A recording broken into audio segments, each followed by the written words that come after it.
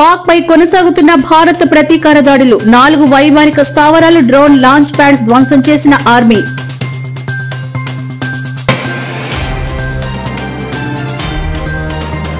పవన్ కళ్యాణ్ కీలక నిర్ణయం, అనాథ పిల్లలకు తన వేతనాన్ని కేటాయిస్తున్నట్లు ప్రకటించిన జనసేన అధినేత.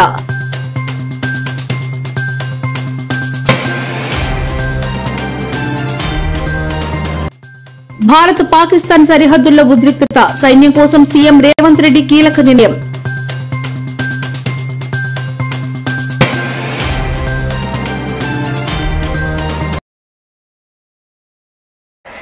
హైదరాబాద్లోని ఓ ప్రముఖ ఆసుపత్రిలో వైద్యురాలిగా సేవలందిస్తున్న మహిళ డ్రగ్స్ కు బానిసగా మారడం కలకలం రేపుతోంది.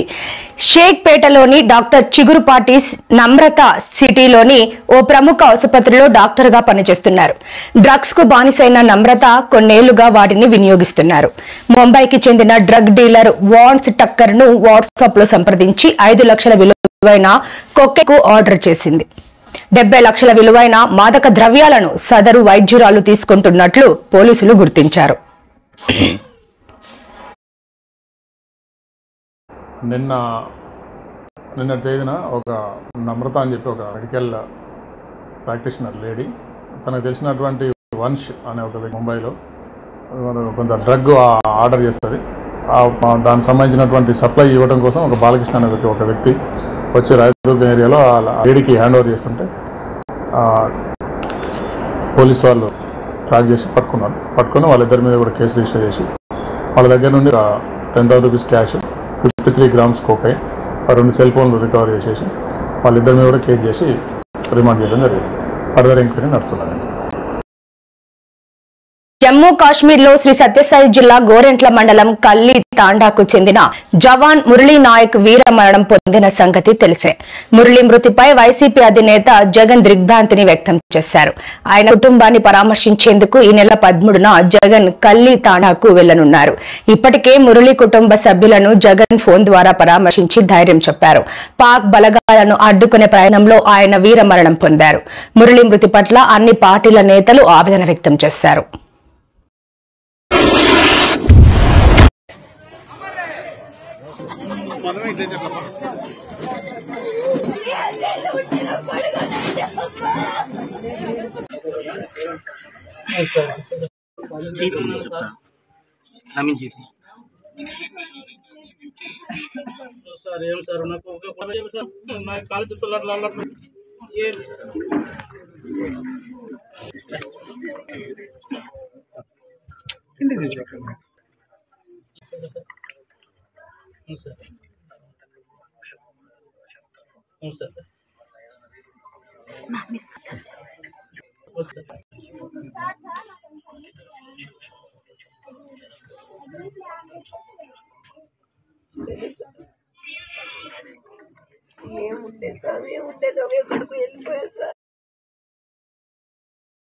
పిఠాపురం నియోజకవర్గానికి ప్రాతినిధ్యం వహిస్తున్న ఉప ముఖ్యమంత్రి పవన్ కళ్యాణ్ ఒక కీలక నిర్ణయాన్ని ప్రకటించారు. తన ఎమ్మెల్యే వేతనాన్ని నియోజకవర్గంలోని అనాథ పిల్లల సహాయార్థం అందజేయనున్నట్లు ఆయన వెల్లడించారు. పిఠాపురం నియోజకవర్గం ప్రజలు ఎంతో నమ్మకంతో తనను శాసనసభ్యుడిగా గెలిపించారని, వారి ఆకాంక్షలకు అనుగుణంగా నియోజకవర్గ అభివృద్ధికి పాటుపడటం, సమస్యలను పరిష్కరించడం తన బాధ్యత అని పవన్ పేర్కొన్నారు.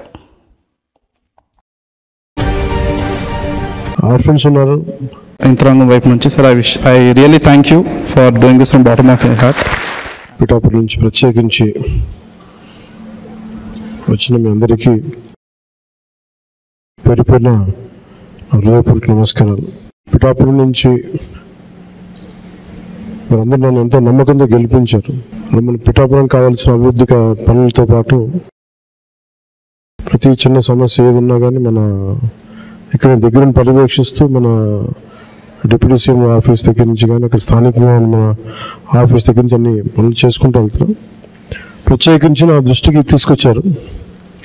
దాదాపు 42 మంది ఆర్ఫన్స్ ఉన్నారు, తల్లిదండ్రులు లేని వాళ్ళు, లేదంటే కూర్చోబెట్టి దాంట్లో సగం మంది కనీసం ఎవరు బాధ్యత తీసుకోవడానికి ఎవరు లేరు. దీనికి మనం ఏదైనా చేయాలని షణ్మోహన్ గారు అలాగే కృష్ణతేజ గారు నా దృష్టికి తీసుకొచ్చారు.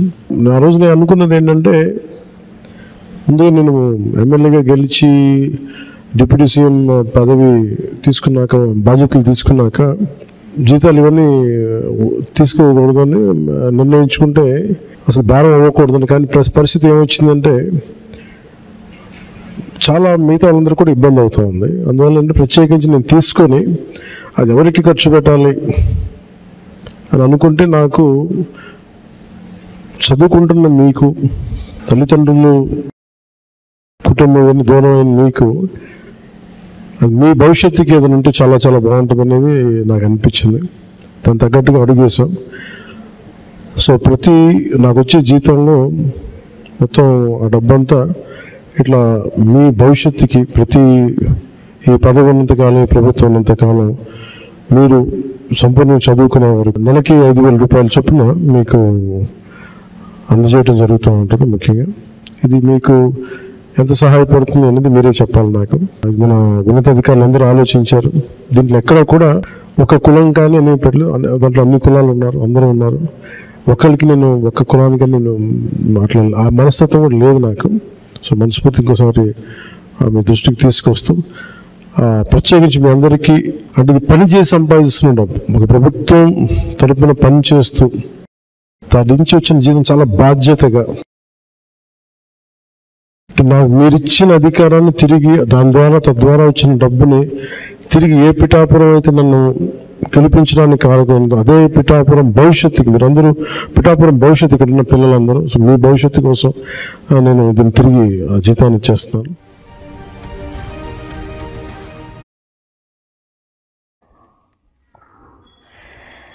భారత్ పాకిస్తాన్ సరిహద్దుల్లో మరోసారి ఉద్రిక్త పరిస్థితులు తలెత్తాయి. పాకిస్తాన్ సైన్యం శుక్రవారం రాత్రి భారత భూభాగంలోని పలు ప్రాంతాలపై డ్రోన్లు, శతఘ్నాలతో దాడులకు పాల్పడగా భారత బలగాలు ధీటుగా స్పందించాయి. పాకిస్తాన్లోని 4 కీలకమైన వైమానిక స్థావరాలతో పాటు డ్రోన్ లాంచ్ ప్యాడ్స్ పై భారత ప్రతిదాడులు నిర్వహించినట్లు తెలుస్తోంది.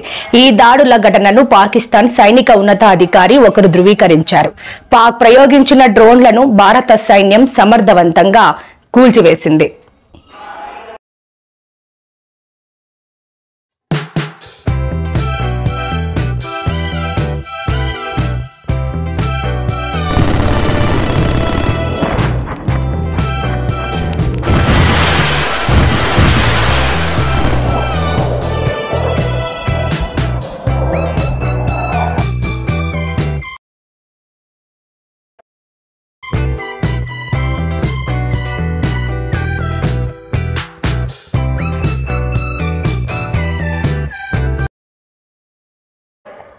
భారత పాకిస్తాన్ సరిహద్దుల వెంబడి ఉద్రిక్త పరిస్థితులు నెలకొన్న నేపథ్యంలో రేవంత్ రెడ్డి ఒక కీలక నిర్ణయాన్ని ప్రతిపాదించారు.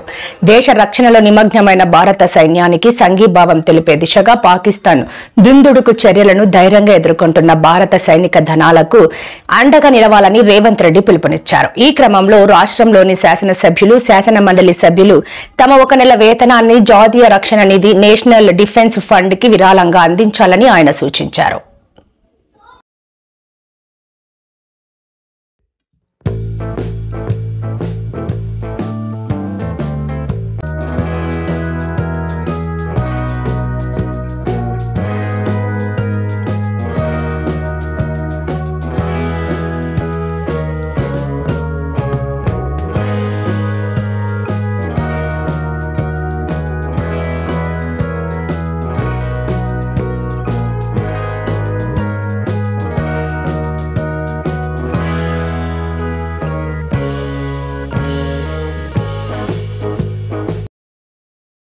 రాష్ట్ర ప్రభుత్వం మహిళలకు ఉచిత బస్సు ప్రయాణం పట్ల వృద్ధులు, వికలాంగులు అసంతృప్తి వ్యక్తం చేస్తున్నారు. బస్సులో ప్రయాణించాలంటే నరకంగా కనిపిస్తోందని ఆవేదన వ్యక్తం చేస్తున్నారు. దూర ప్రయాణాలకు ప్రైవేట్ వాహనాల్లో వెళ్తే ఖర్చు ఎక్కువ అవుతుందని, ఆర్టీసీ బస్సుల్లో అయితే డబ్బులు మిగలడంతో పాటు సురక్షితంగా ఉంటుందనే భావనే ఉండేది. కానీ నేడు అందుకు భిన్నంగా పరిస్థితి మారింది. టికెట్ తీసుకుని నిలబడి వెళ్లాల్సిన పరిస్థితి నెలకొంది.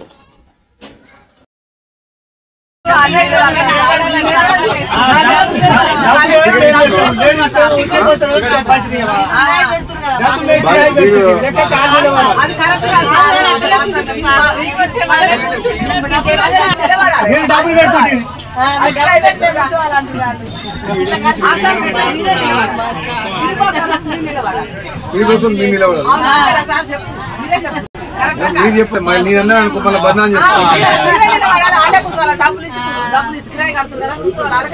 ఫ్రీ టికెట్ చాలా సంతోషంగా ఉండాలి లేదా మరి?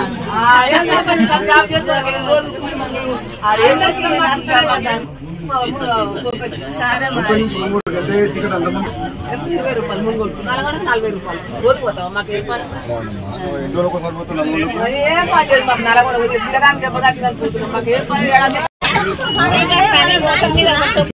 అంత ముందు ఫ్రీ పెట్టక ముందుకు సీట్లు దొరికేదా?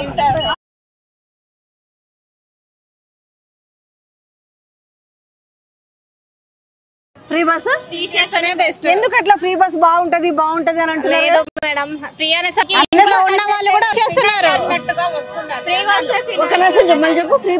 ఫ్రీ బస్ అయినా ఫినాయిల్ తాగినట్టు దేశాలు పట్టుకొని కూడా వస్తున్నారండి. మరి ఇంత ఘోరమా? అంతా కూడా ఉండకూడదు. అన్ని అక్కడ ఇక్కడ మన మేడారం పంపించేసారు. ఇక్కడ సిటీలో పబ్లిక్ అంత ఇబ్బంది అవుతుంది చూస్తుంటేనే. నూగుతురు మగపిల్లలు అయితే అసలు ఇంకా నుంచి గిటే కానీ అసలు మనుషులు డ్యూటీలు చేసుకున్న వాళ్ళకి ఎంత ఇబ్బంది అయితే. ఒకప్పుడు ఆడోళ్ళు ఉంటే బస్ ఆపేటాడు, ఇప్పుడు ఆడోళ్ళు ఉన్న కాడ బస్సులు ఆపుతున్నాడు. అర్హులైన జర్నలిస్టులందరికీ ఇందిరమ్మ ఇండ్లు మంజూరు చేస్తామని మంత్రి పొంగులేటి శ్రీనివాసరెడ్డి చెప్పారు. వృత్తి నిర్వహణలో చనిపోయిన జర్నలిస్టుల కుటుంబాలకు పెన్షన్తో పాటు అనారోగ్యం పాలై ప్రమాదాలకు గురై వృత్తి నిర్వహించలేని స్థితిలో ఉన్న జర్నలిస్టులకు నాంపల్లిలోని ప్రెస్ అకాడమీ కార్యాలయంలో చెక్కులు అందజేశారు. ఈ సందర్భంగా మంత్రి పొంగులేటి మాట్లాడుతూ ప్రెస్ అకాడమీ భవనాన్ని చిన్న మరమ్మతులు పూర్తి చేసి నెలాఖరులోగా ప్రారంభిస్తామని పేర్కొన్నారు.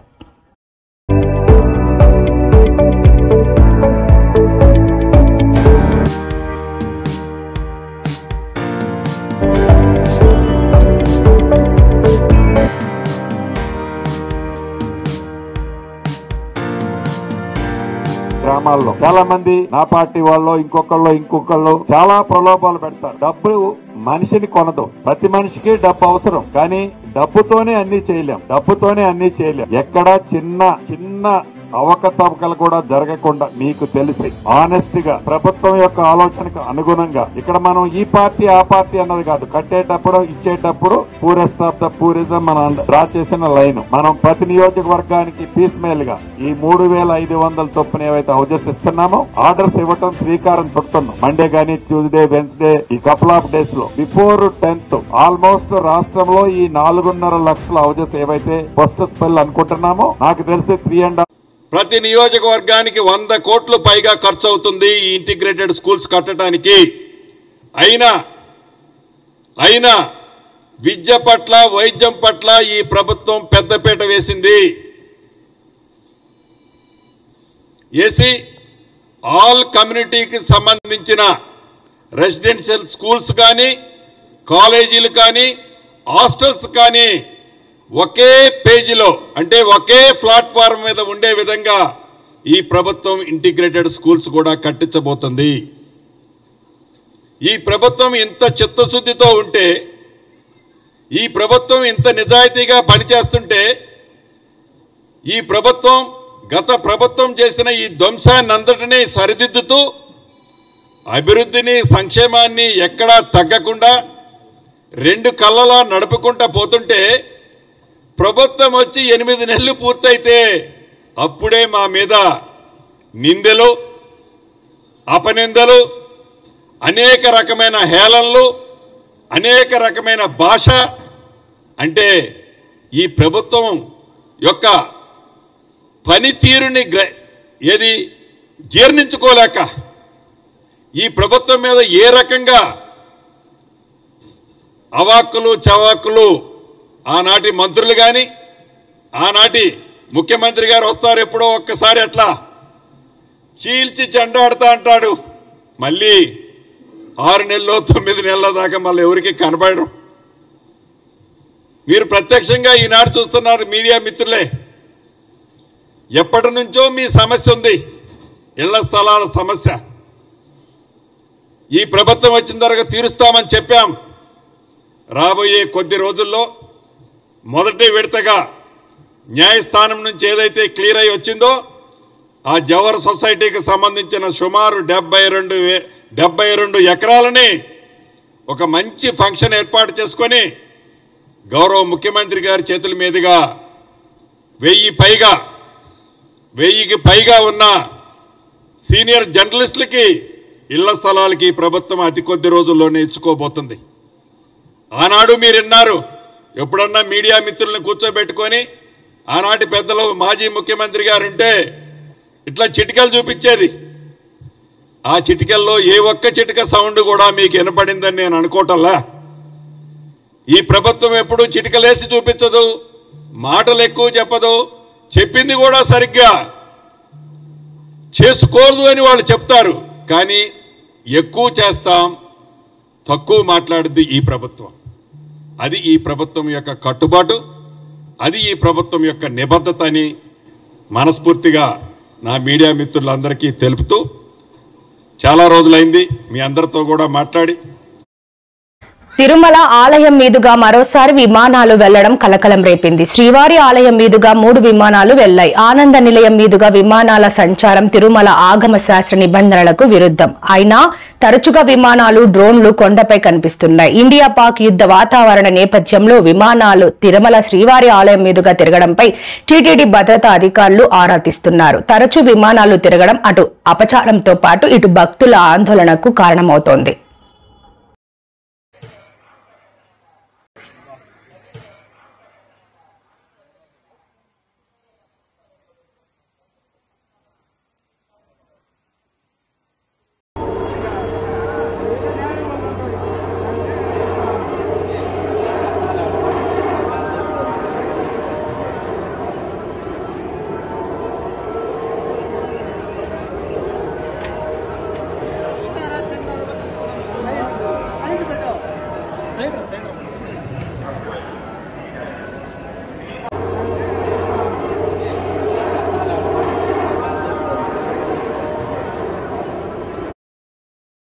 రాయలసీమ ప్రాంతానికి జీవనాడి అయిన హంద్రీనివాస్ సుజల స్రవంతి ప్రాజెక్టు ద్వారా జూలై 10వ తేదీన నీటిని విడుదల చేయనున్నట్లు ముఖ్యమంత్రి చంద్రబాబు స్పష్టం చేశారు. అనంతపురం జిల్లా ఉర్వకొండ నియోజకవర్గంలోని ఛాయాపురంలో హంద్రీనివా పనులను నేడు క్షేత్రస్థాయిలో పరిశీలించిన అనంతరం ఏర్పాటు చేసిన ప్రజావేదికలో ఆయన ప్రసంగించారు.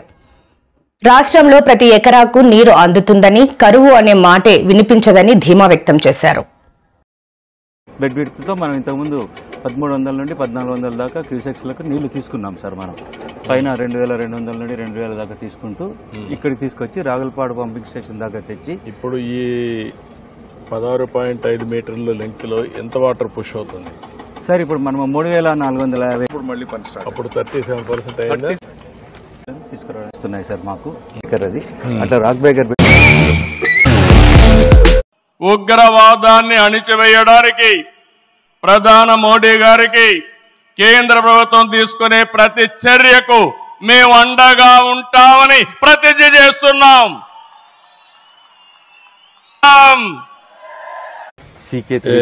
నుంచి ఎంత మట్టి తీశారు? రియల్ టైంలో మానిటరీ వెళ్తున్నారు. ఇప్పుడు మనం దానికి ఆర్థమోజెక్ సర్వే చేయాలి సార్. ఇప్పుడు మనం విజువల్ గా ఇన్స్పెక్షన్ చేస్తున్నాం సార్. ఈ పాత్రలో అసలు వర్క్ అవుతుందా లేదా అనేది అంతవరకే చేయగలుగుతాం. అవును సార్. దాని నుంచి నెక్స్ట్ లెవెల్కి వెళ్ళొచ్చు కదా. రియల్ టైంలో కూడా ఈ రోజు మార్నింగ్ నుంచి ఇప్పుడు ఎంతవరకు చేశారు కూడా చేయొచ్చు కదా. మీరు స్టార్ట్ మనకు ఈ డ్రోన్స్ భారత్తో ఉద్రిక్తతలు కొనసాగుతున్న నేపథ్యంలో పాకిస్తాన్ తప్పుడు ప్రచారానికి తెరలేపింది. జమ్మూలోని నివాస ప్రాంతాలు, ఆలయాలపై పాక్ నిరంతరం దాడులకు తెగబడుతోందని కేంద్రం పేర్కొంది. శంభు దేవాలయం ధ్వంసమైనట్లు రక్షణ శాఖ ఫోటోలు, వీడియోను విడుదల చేసింది. రాత్రంతా డ్రోన్లతో దాడులు చేస్తూనే ఉందని, భారత ఆర్మీ వాటిని సమర్థవంతంగా ఎదుర్కొందని తెలిపింది.